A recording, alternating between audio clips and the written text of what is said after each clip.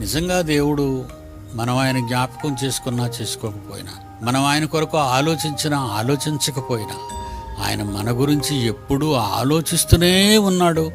ఆ ఆలోచనలో దుఃఖపడుతున్నాడు, చింతిస్తున్నాడు, గాయపడుతున్నాడు, కోప్పడుతున్నాడు. నిజంగా మన తండ్రి గురించి మనం తెలుసుకుంటే నిజంగానే చాలా గొప్పవాడు.